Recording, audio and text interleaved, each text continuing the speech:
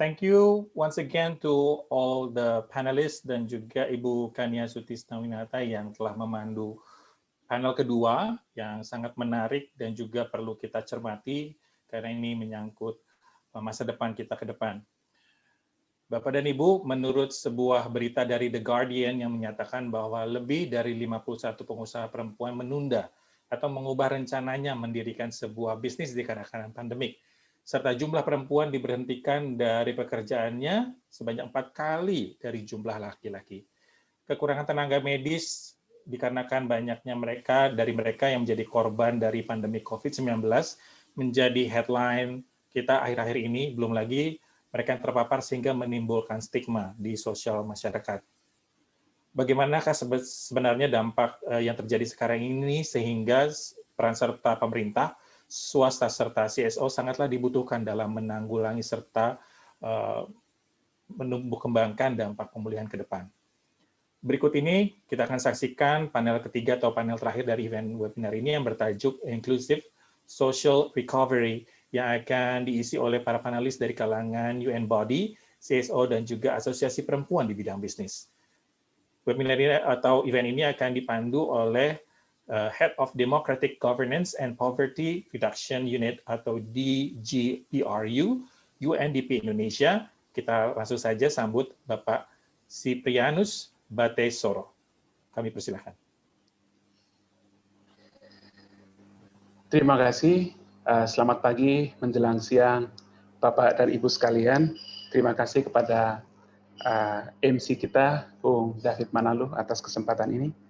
Kami juga menyampaikan selamat siang dan menyambut para panelis kita untuk acara sesi diskusi panel yang ketiga hari ini. Yang pertama adalah Bapak Jamshed Kassi, Country Representative and Liaison to ASEAN UN Women. Selamat pagi Pak Jamshed. Terima kasih Bapak. Yang kedua adalah Bapak Dr. Lee Darmawan, founder dari Dr. Share. Selamat pagi Bapak Dr. Lee. Dan yang ketiga adalah Ibu Nita Yudi, Presiden Indonesian Business Women's Association atau IWAPI, dan juga selaku Vice Chair for Women's Empowerment Indonesian Chambers of Commerce and Industry, Kadin. Selamat pagi Ibu Nita. Ya, Bapak dan Ibu sekalian, para panelis sudah bergabung bersama kita. Tentu saya mengucapkan selamat datang dan selamat bergabung kembali untuk Anda sekalian peserta dalam diskusi panel kita seri 3 di pagi hari ini yang akan mengambil tema Inclusive Social Recovery. Dan ini merupakan bagian dari event besar kita hari ini, Building Stronger Partnerships in the Decade of Action, yang berkaitan dengan ulang tahun ke-75 kemerdekaan Republik Indonesia, ulang tahun ke-75 Perserikatan Bangsa-Bangsa, dan ulang tahun ke-20 United Nations Global Compact. Event hari ini diselenggarakan oleh Indonesia Global Compact Network, bermitra dengan badan-badan PBB di Indonesia. Sebelum kita mulai, izinkan saya memperkenalkan diri. Nama saya adalah Siprianus Batesoro dan saya adalah Head of Democratic Governance and Poverty Reduction Unit at UNDP Indonesia yang berlaku sebagai moderator hari ini.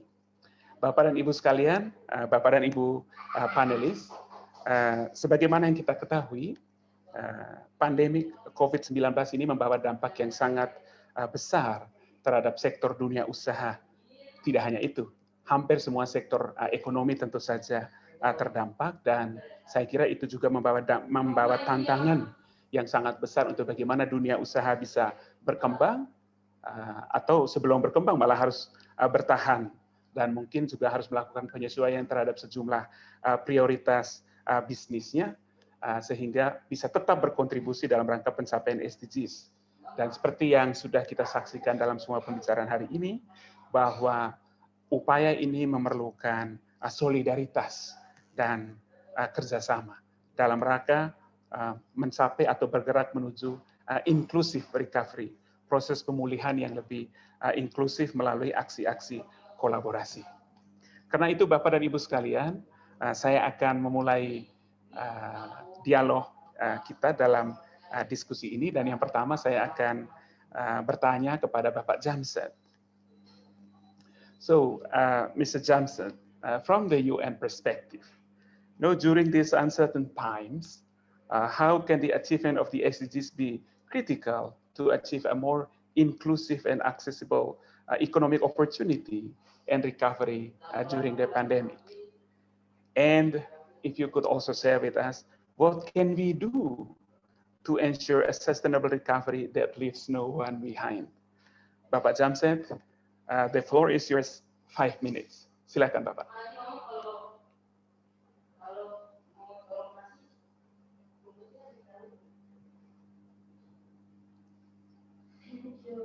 I think you are still muted, Bapak Jamsed.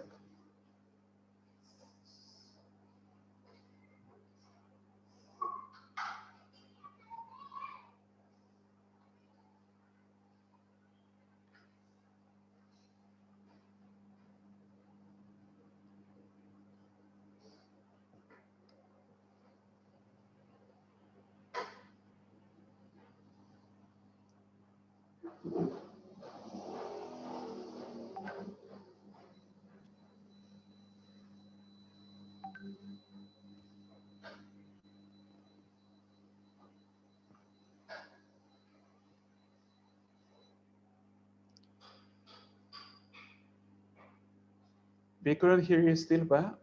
Maybe Bu David Manalo, can you hear Bapak Jamsed? Ya, Pak Jamsed, Mr. Jamsed, can you hear us? Hello? We lost you, Pak.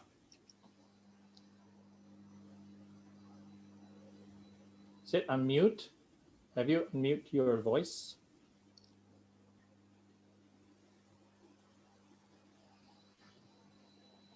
Oke. Ya, mungkin di switch off dulu. Ya, Pak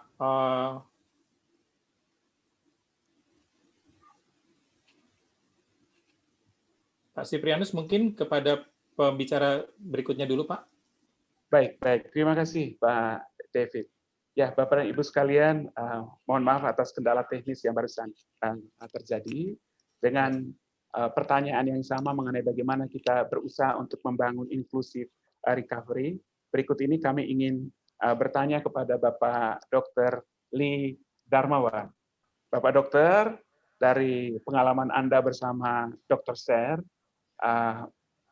kami minta supaya Bapak Dokter bisa berbagi pengalaman mengenai aksesibilitas layanan kesehatan dan juga prosedur-prosedur life saving di masa pandemik ini, khususnya bagi warga masyarakat kita yang tinggal di daerah terpencil.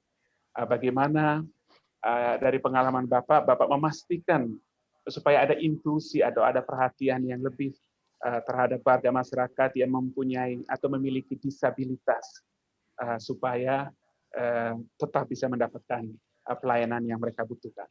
Silahkan Bapak Dr. Lee. Waktu Bapak 5 menit, Pak. Dipersilahkan. The floor is yours. Terima kasih. Bahwa sesungguhnya setiap manusia punya hak untuk hidup layak, yang berarti kesehatannya juga harus terjaga.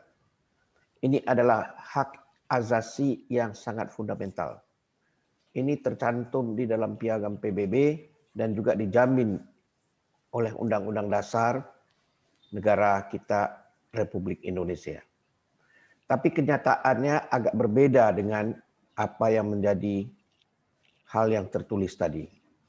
Kita masih melihat banyak orang yang tidak mempunyai akses untuk mendapatkan pelayanan medis yang adekuat karena banyak hal-hal yang menjadi penghalangnya. Misalnya daerah yang terpencil, sulitnya transportasi, kurangnya tenaga medis dan paramedik. Oleh karena itu, kami berusaha untuk ikut membantu, memberikan layanan kepada mereka yang membutuhkannya, tapi yang tidak mempunyai kesempatan untuk mendapatkan pelayanan yang menjadi hak mereka. Kami menghampiri mereka dan memberikan bantuan yang mereka butuhkan agar mereka bisa keluar dari dilema yang mereka hadapi. Ini adalah pekerjaan praktis yang kami lakukan. Sudah 11 tahun lamanya.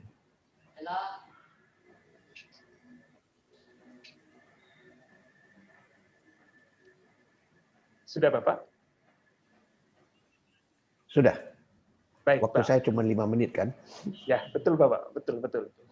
Baik Bapak, terima kasih. Saya kira pendekatan yang Bapak sampaikan dengan pendekatan melihat hak asasi dasar dari setiap warga untuk mendapatkan pelayanan yang mereka butuhkan, mereka perlukan, bahkan sampai ke daerah terpencil itu. Daerah terpencil. Sangat menarik dan tentu saja sangat sejalan dengan tema kita hari ini mengenai inclusive recovery. Berikutnya saya ingin bertanya kepada Ibu Nita. Bu Nita, Ibu mungkin bisa berbagi bersama kita apa yang menjadi tantangan atau kendala yang terbesar yang dihadapi oleh para pelaku usaha perempuan selama masa pandemi ini, dan bagaimana Ibu bisa mengatasi kesenjangan yang ada sehingga para pelaku usaha perempuan tetap dapat mempertahankan kapasitasnya untuk beroperasi di masa pandemi atau bahkan bisa bangkit sesudahnya. Silahkan Bu Nita, waktu Ibu 5 menit Bu. The floor is yours. Terima kasih Pak Sipri. Selamat siang, selamat pagi menjelang siang untuk semua yang hadir, baik peserta maupun para panelis. Kami di WAPI dan dari Kadin Indonesia bidang pemberdayaan perempuan yang jumlahnya kami ini hampir 98% adalah UMKM kalau di WAPI, dan memang kami paling terdampak Pak. Mungkin pada saat 1998 2008 UMKM itu merupakan tulang punggung, tapi saat ini UMKM merupakan yang paling terdampak daripada COVID-19 ini. Dengan diberlakukan PSBB dari pemerintah untuk memutuskan mata rantai, maka langsung merosot dan anjlok baik omset maupun profit daripada UMKM, khususnya perempuan pengusaha. Di mana selain itu juga karena semua harus bekerja dari rumah, restoran, toko semua juga harus tutup, dan ditambah lagi persoalan dalam rumah tangga ini masalah culture, hubungannya dengan culture, di mana perempuan ini diharapkan mengurus keluarganya. Jadi di saat yang bersamaan juga harus mengurus bisnis yang sedang anjlok, dan di saat di rumah ini PSBB atau work from home, school from home, dan business from home. Jadi kita semua ini harus mendampingi suami kerja dengan laptop, harus mendampingi anak juga, ya. Mereka belajar dari sekolah tetap harus kita dampingi, baik makannya, pelajarannya dan sebagainya. Sementara kita juga harus bisnis secara online. Nah, ini terjadi sedikit beban yang makin berat untuk perempuan, ditambah juga rebutan handphone, HP, laptop, dan sebagainya. Ini juga menambah masalah lagi. Dan tentunya perempuan pengusaha ini yang kelasnya masih UMKM, kita jarang sekali mempunyai jaringan pengamanan untuk saat krisis. Nah, ini yang juga membuat kita terpuruk. Tentu sebagai pengusaha kita harus optimis, ya. Dan kita harus pandai menghadapi COVID-19 ini karena kita semua yakin di balik tantangan pasti ada peluang di situ. Nah, oleh sebab itu kita harus menganalisa pasar, demand apa yang paling tinggi, ya. Kemudian tentunya ini masih sektor kuliner, ya, karena bagaimanapun orang perlu makan. Kemudian sektor kesehatan, baik pembuatan masker, APD, hand sanitizer, desinfektan, dan lain-lainnya. Dan yang ketiga adalah sektor IT. Dan bagaimana teman-teman bisa mempertahankan bisnisnya? Kami dari DPP berembuk, begitu juga Kadin, kalau memang ada yang bisa untuk shifting bisnis, mari kita shifting bisnis kepada hal yang tadi, yang demand-nya cukup tinggi. Kemudian kita juga bisa ini adalah saatnya untuk bisa mempertinggi atau melatih lagi atau belajar lagi. Ini adalah saatnya untuk kita belajar. Kami dari DPP membuat literasi keuangan, webinar literasi keuangan, pelatihan dengan lembaga perbankan maupun non perbankan. 2 hari kita lakukan dengan BRI, BNI, Pegadaian dan PNM, juga Bank Eksim untuk ekspor.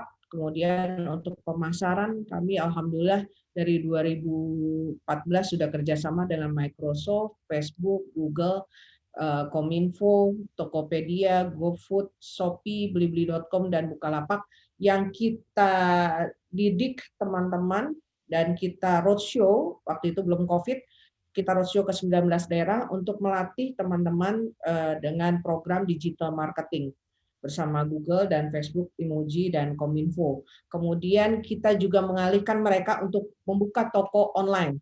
Toko offline-nya kalau bisa ditutup saja karena itu bayar sewa, bayar SPG, bayar listrik, telepon, dan sebagainya. Dan kita alihkan teman-teman untuk kerjasama dan kita masukkan ke dalam toko online. Kita kerjasama dengan Tokopedia, GoFood, ya, Shopee, Blibli.com, Bukalapak, dan lain-lainnya. Yang ini akan menambah penjualan untuk mereka yang kemarin-kemarin sepi. Juga kami kerjasama dengan pemerintah, dengan Memperin, dengan e-smart-nya, dan juga dengan BUMN, dengan program PADI, yaitu Pasar Digital, di mana Pak Erik mengatakan bahwa perusahaan-perusahaan di bawah pemerintah, di bawah BUMN, sekarang akan membeli produknya melalui UMKM. Alhamdulillah teman-teman sudah masuk dalam PADI, sudah mendapat order dari perusahaan-perusahaan itu. Ini adalah salah satu bank untuk kita bangkit sebagai pengusaha. Ya, baik Bu Nita, terima kasih. Walaupun UMKM seperti tadi Ibu sampaikan terserang sangatlah, di saat yang ada jalan untuk bangkit dengan beberapa penyesuaian-penyesuaian yang tadi sudah Ibu sampaikan. Baik, Bapak dan Ibu sekalian, saya coba kembali lagi kepada Bapak Jamshed. Apakah beliau sudah baik? Ya, baik. Terima kasih Bapak Jamshed sudah bergabung. Let me try now. Can you hear me? Yes, indeed we can. Are you able to hear me? So, yes, we can hear. Wonderful. So, Pak Jamshed, let me get back to the previous questions. During these uncertain times, how can the achievement of the SDGs be critical to achieve a more inclusive and accessible economic opportunity and recovery during the pandemic? What we can do to ensure that the sustainable recovery that leaves no one behind? Over to you, Pak. 5 minutes. Thank you, Pastor Pianus, and my dear fellow panelists, Dr. Lee and Ibu Nita. Again, sorry for the technical challenges. All of us are still figuring out how to work online, and sometimes we don't get it perfectly right. But allow me to say that the session, of course, before, there was still a lot of optimism in spite of the crisis. And I think one has no other choice but to be optimistic and be positive, because there is otherwise a lot of room to be pessimistic and quite miserable. But I also want to ensure that we look at the context and the reality we're dealing with. So if we look at the World Economic Forum earlier this year, they predicted that for us to bridge the gender equality divide, before the pandemic, at the rate we are going here in Indonesia or even globally, it may take up to 260 years to close that gap. Now, if we think for a moment, 2030 is only 10 years away.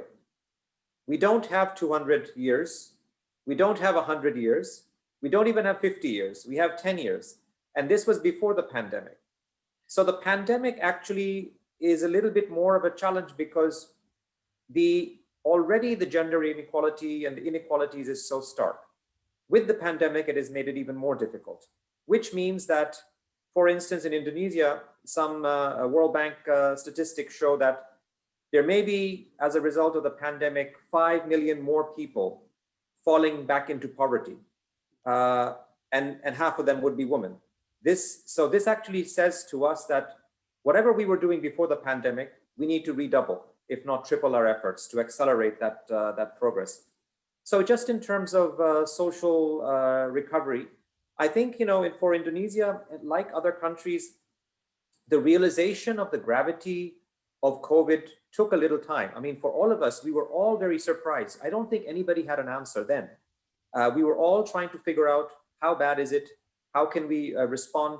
So I believe the first, including the UN system, the first few months, I think the COVID recovery, the programs did not really look very closely at the gender issue or the gender lens. So a lot of the social protection measures that were put forth, and I understand from the Ministry of Finance, the figures, something like 700 trillion rupiah going into socio-economic recovery of some sort. However, in the last few months, we have seen that the Indonesian government and partners, more focus has been on trying to bridge the gender divide and looking at marginalized populations.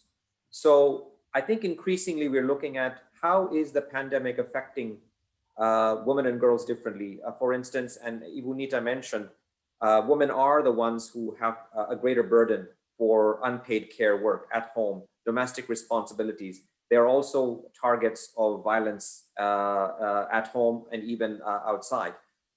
They're also the ones who typically are the informal workers and the small and medium enterprises. So they are also disproportionately affected during the pandemic. So the key question I think that we have to ask, if we truly want to make sure no one is left behind, we have to ask ourselves, anytime there is a package of support, whether it is on food security, whether it is on healthcare, whether it is on conditional cash transfer, the question we have to ask ourselves is, how does this funding reach the hands of women households, including women living with disabilities, including women who are migrant workers, different women's groups, because they're all not homogenous. We need to be able to see who are the ones left behind. How do they get into their hands? And even if money reaches the household, we often see that sometimes the men may be controlling the finances and not the woman. And how does it translate into women making those decisions for the household and community? So I think that in a nutshell, what I would say is, and this applies to private sector, whenever there are programs that are meant to reach out to the marginalized groups and women in particular, we have to understand how women use those money, how women use that money, and how they're able to recover. So just one final point, we have a study coming out in this week, in fact, small and medium-sized businesses where many women actually are owners, together with Gojek and Pulse Lab, we have discovered that although women are hardest hit as the vendors, small vendors when it comes to the food business, they're also the ones who are able to use technology very effectively in order to come out of the pandemic and recovery much faster if they're given the opportunity. So what I would like to say is that if we want to come out of this recovery, we have to be able to invest in women's leadership at the grassroots, but also across private sector, because I think that is the only way that we can get out of this pandemic much faster. Thank you, Pak Jamshed. Very comprehensive answer indeed. We look forward to the upcoming study that you will share. Let me now go back to Bapak Dr. Lee. Pak Dokter bisa share lebih lanjut. Dokter share itu kan menjalankan kegiatan untuk respon terhadap COVID-19 itu kan tentu dalam kemitraan dengan berbagai macam pihak, yang salah satunya kan adalah dengan IGCN dalam rangka penyediaan APD, ya, PPE. Yang saya ingin tanyakan kepada Dr. Lee, bagaimana dampak dari kemitraan seperti ini terhadap proses pemulihan, khususnya dalam hal layanan kesehatan, berdasarkan pengalaman Bapak. Silakan Bapak. Bahwasanya COVID-19 ini bukanlah menjadi suatu penyakit yang secara khusus kami tangani, ya. COVID-19 ini menjadi suatu penyakit yang menambah pekerjaan kami dari yang sudah kami lakukan sampai saat ini. Ini menambah pekerjaannya, bukan hanya pekerjaan kami, tapi COVID-19 ini harus kita perangi bersama-sama, setiap insan yang hidup di planet bumi ini, untuk mengusir COVID-19 ini sesegera mungkin keluar dari planet kita. Dan untuk itu kami juga menyadari bahwa kami punya kemampuan terbatas, dan oleh karenanya dengan bermitra dengan berbagai institusi lainnya, antara lain juga dengan IGCN, Merck, UBS, dan beberapa teman-teman lainnya, kami membagikan APD dan yang lain-lainnya kepada rekan-rekan sesama dokter agar kita bisa bersama-sama memerangi COVID-19 pertama, dan yang tidak kalah pentingnya menjaga diri agar kita jangan tertular. Kita sudah mendengar tadi bahwa ada banyak dokter dan tenaga perawat yang meninggal di Indonesia, sedangkan jumlah tenaga medis dan paramedis di Indonesia sendiri tanpa COVID-19 pun sudah minim. Jadi kami berusaha bekerja sama, bahu-membahu, apa yang bisa dilakukan bersama kita kerjakan bersama, apa yang kami tidak bisa kerjakan dan dikerjakan oleh kolega-kolega lainnya, kami berusaha membantu dengan menyalurkan APD, face shield, masker. Sampai saat ini kami telah menyalurkan kepada lebih 400 atau tepatnya 425 institusi pelayanan medis seantero Nusantara kita. Ya, terima kasih Dr. Lee. Dari 400-an unit layanan medis itu dalam catatan kami, sebagian terbesarnya justru beradanya di daerah terpencil ya Pak. Dan itu saya kira salah satu, boleh saya katakan, nilai tambah yang sudah diupayakan oleh Dr. Sher dalam rangka respons terhadap pandemi ini. Terima kasih Dr. Lee. Saya kembali lagi kepada Bu Nita, Bu, sebagai pertanyaan lanjutan. Tadi Ibu menyampaikan bahwa walaupun di tengah pandemi, tetap ada 3 sektor yang dapat memfasilitasi proses untuk bangkit. Itu tadi ada kuliner, kesehatan, maupun juga dengan cara-cara digital. Saya ingin bertanya kepada Ibu, kira-kira bentuk dukungan yang dibutuhkan oleh para pelaku usaha perempuan untuk bangkit, dan kira-kira apa peran pemerintah di dalamnya. Silakan Bu, 2 menit saja. Terima kasih. Iya, terima kasih Pak. Betul tadi tiga sektor itu, dan memang dibutuhkan, masih sangat dibutuhkan kehadiran negara yang saya pikir belum 100%. Negara sudah hadir tapi belum 100%. Untuk itu masih dibutuhkan uluran-uluran tangan dari pemerintah, baik berupa pelatihan, kemudian pemasaran lebih luas lagi, ya. Dan yang ketiga tentu akses permodalan. Nah, akses permodalan ini memang pemerintah sudah menyiapkan stimulus-stimulus yang dilakukan, baik bantuan produksi usaha mikro yang tiap UMKM bisa mendapatkan 2,4 juta, serta bantuan sosial yang baru saja dikorupsikan oleh menteri. Sedikit tambahan saja, saya pikir juga ini tidak fair ya. Dan yang terakhir adalah memang kita harus kolaborasi, dan kita juga yang sudah sedikit mapan mungkin harus mulai memandang pasar ekspor. Nah, ini juga harus ada bantuan dari pemerintah, bagaimana kemudahan untuk para UMKM ini bisa ekspor ke luar. Saya rasa itu Pak, dan selama ini kita memang sudah bermitra dengan pemerintah, tapi kami berharap 100% kehadiran negara untuk UMKM. Baik, Bu Nita, terima kasih. Mengenai 100% kehadiran negara ini saya kira ya patut menjadi catatan supaya dukungan bagi proses pemulihan itu dapat berjalan lebih baik lagi untuk para pelaku usaha perempuan. Saya kembali lagi ke tambahan sedikit Pak Moderator, Pak Sipri. Silakan Bu. Dengan adanya event-event seperti ini dari IGCN, saya rasa ini juga akan memberi motivasi, memberi inspirasi untuk para peserta yang sudah hadir di sini, karena banyak teman-teman saya yang juga sudah hadir dari Kalsel, Bengkulu, Bali, dan mungkin ada beberapa lagi dari daerah-daerah lainnya. Terima kasih untuk kesempatan kali ini, dan mudah-mudahan kita bisa bermitra dengan ICGN. Terima kasih. Baik, terima kasih. Saya kembali lagi ke Dr. Jamshed, Bapak dan Ibu sekalian. Ini mungkin sekaligus juga sebagai hasil diskusinya ini sangat menarik, tapi prinsipnya adalah proses recovery yang lebih tangguh menuju masa depan itu haruslah inklusif. Nah, karena itu saya akan minta kepada para panelis untuk memberikan closing statement 1 menit.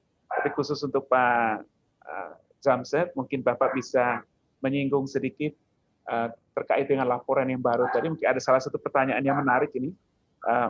With companies doing layoff and getting more selective in choosing the skill set for new recruitment, what are the challenges that women face during the pandemic in getting to that opportunity, Pak? Mungkin itu, I think it could be probably part of your forthcoming report. You have, as a closing statement, a minute to a minute and a half to just say more reference to that. Pak Jamshed, kami persilahkan. The floor is yours, Pak. Thank you. Just so I understand, you're asking me about the challenges women face in recruitment? Yes. Okay. During the pandemic. Thank you. I mean, just in terms of a quick concluding remarks, I mean, as I said, the secret to much of the recovery will be ensuring that women are included in all sectors in terms of economic recovery. We are seeing, one of the positive things we are seeing is that more and more women who were earlier offline are increasingly adopting online technologies. So we are witnessing a large number of women who have never perhaps used online technologies to now use that as a means to promote their businesses and make some sort of livelihood opportunities. And that's very positive. So I think it's important that we enable that and we invest in that, particularly the small micro industries.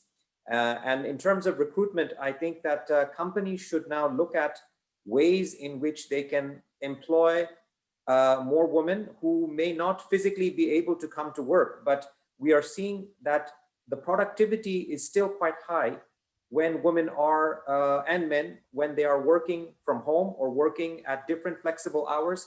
So let us make sure that we are fully utilizing the talent pool that is out there. So if women cannot come to office spaces, and they shouldn't because of COVID, let's make sure this is a great opportunity to be able to recruit women who, for instance, have some form of disability and mobility challenges.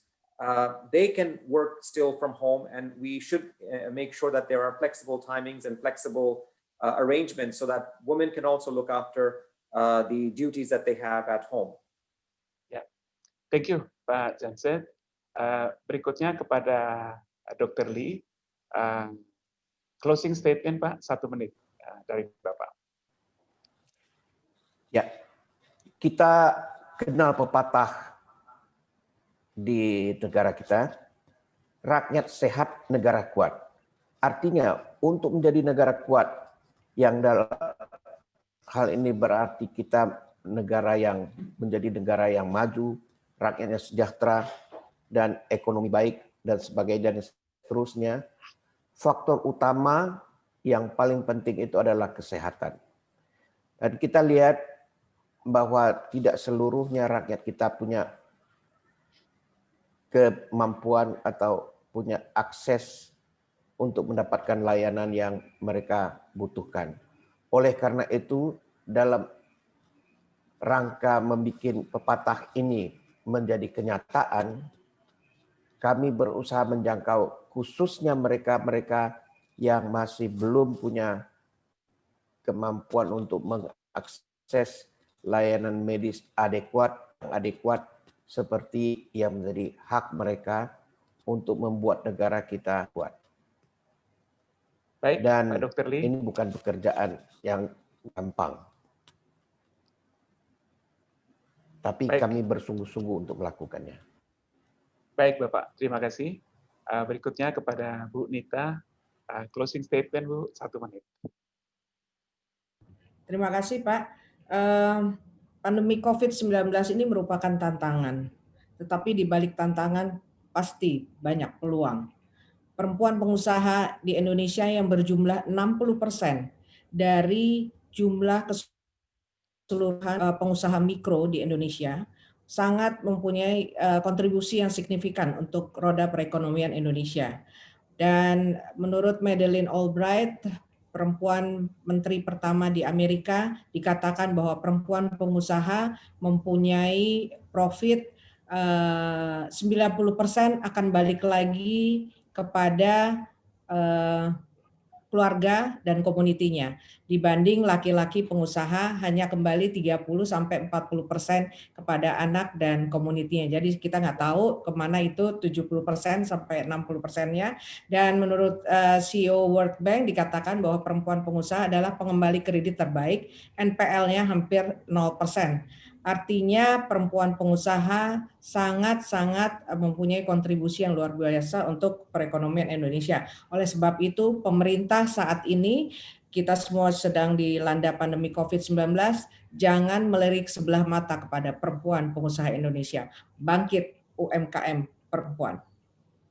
Terima kasih, Bu Nita. Sebuah ajakan yang luar biasa.